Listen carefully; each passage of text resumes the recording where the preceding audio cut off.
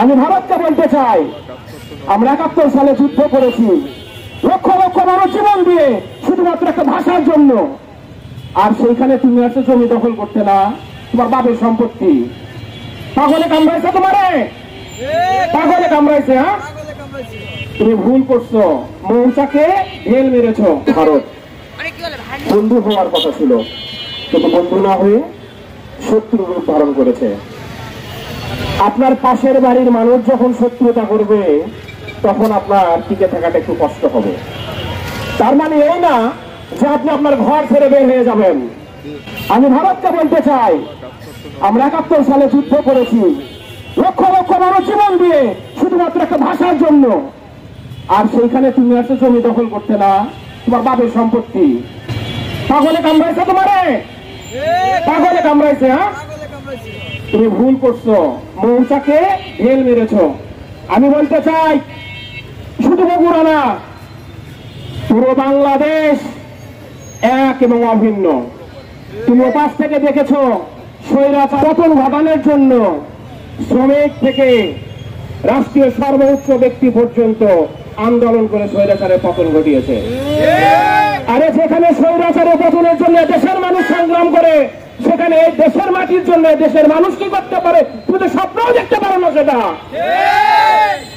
শুধু ছোট্ট একটি বিষয় দেখেছো, তোমার ওখানে 500-700 মানুষ সীমান্ত এসেছিল। আমার দেশের জনগণ সেখানে ঘুমিয়েছিল না। তোমার বিএসএফ এর গুলির সামনে তারা ভোট পেতে দাঁড়িয়েছিল। তুমি সাউন্ড গ্রেন মেরে আন্তর্জাতিক অপরাধ লঙ্ঘন করেছ।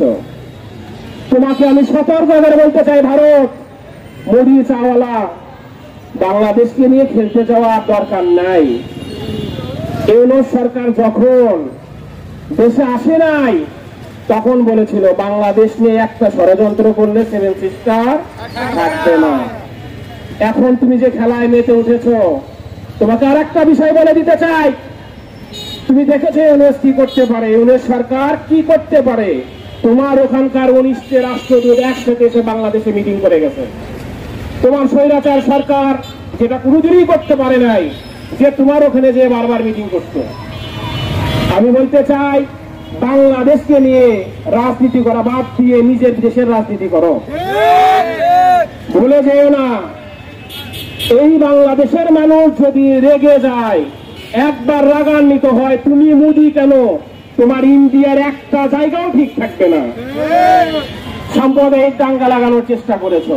আমার দেশের হিন্দু ভাইয়েরা সাক্ষী দিয়েছে, প্রমাণ দিয়েছে, তারা এখানে স্বৈরাচারের সময় যতটা নিরাপদে ছিল তার চাইতেও বেশি নিরাপদে তারা এখানে। সুতরাং তোমার সেই রাজনীতি চাইটাও খেলা যায় না। এখানে একটি গাছ কতটা মূল্যবান সম্পদ মোদি, তুমি সেটা জানো না। আমার দেশের ভিতরে ঢুকে তুমি সেই গাছ কর্তন করছো, সাধারণ জনগণের খাবার নষ্ট করে গেছো। এত বড় সাহস তোমাকে কে দিয়েছে? এই বাংলাদেশ নিয়ে কুলি অরাজকতা করার চেষ্টা করলে দাঁত ভাঙ্গা জবাব দেওয়া হবে। তুমি একটা গুলি চালালে আমার বিজেপি ভাইরা আর বসে থাকবে না, গুলির বদলে গুলি করে এর জবাব দেবে। আমি আমার দেশের সরকারকে বলতে চাই, এই দেশের যারা 15 বছরের উপরে যুবক রয়েছে, বিশেষ করে সীমান্ত অঞ্চলে, তাদের প্রত্যেককেই সামরিক ট্রেনিং এর ব্যবস্থা করা হোক। আমি সাংবাদিক বন্ধুদেরকে বলতে চাই, আপনাদের নিউজগুলো বাংলা এবং ইংরেজিতে এই দেশের উপর যে প্রোপাগান্ডা ছড়ানো হয়, অত্যাচার করা হয়, তারা আপনারা এগুলো ছড়িয়ে দেন দেশে এবং বিদেশে। আপনারা একটা দেশের জন্য যে কত বড় কাজ করতে পারেন সেইটা কিন্তু স্বৈরাচারের সময় আমরা দেখতে পাচ্ছি। এখন তার স্বৈরাচার নাই, একজনের কথায় সব প্রচার করতে হবে এমনটা না। এখন অন্তত সত্য যেটা সেটা প্রচার করে এই বাংলাদেশকে বিশ্ব দরবারে আপনারা পৌঁছে দেন যে বাংলাদেশ কতটা নির্যাতিত হয়েছে ভারত সরকারের কাছে, কতটা অত্যাচারিত হয়েছে ভারত সরকারের কাছে। প্রিয় ভাই, পরিশেষে বলতে চাই, এই বগুড়ার মাটিতে আপনারা দেখেছেন স্বৈরাচার আন্দোলন করতেছে। আমাদের বগুড়ার মাটিতে 14 জন এবং এর বাহিরে বগুড়ার 3 জন সন্তান নিহত হয়েছে, শহীদ হয়েছে। সেই শহীদদের রক্তের সাথে আমরা বেইমানি করতে পারি না। তাই বগুড়ার জনগণকে বলবো, এই দেশের ফাঁসির সরকার ইন্ডিয়া যে বার্তা আপনাদেরকে দেয়, উড়ো বার্তা, আগে বলতো সামনে আসো খেলা হবে, এখন আমরা বলি কই তুমি আসো খেলা হবে। খেলার জন্য দেশের জনগণ এখন প্রস্তুত। সব সময় আমি স্মরণ করে দিতে চাই, তোমরা যারা এই ইন্ডিয়ার দালালি নিয়ে এই একটা বার্তা নিয়ে লাফালাফি করো, রাস্তায় যদি পায় এদেশের সাধারণ জনগণ কোন দল না তোমাদের আস্ত রাখবে না। গাড়ি থেকে বের হওয়ার আগে সাবধান।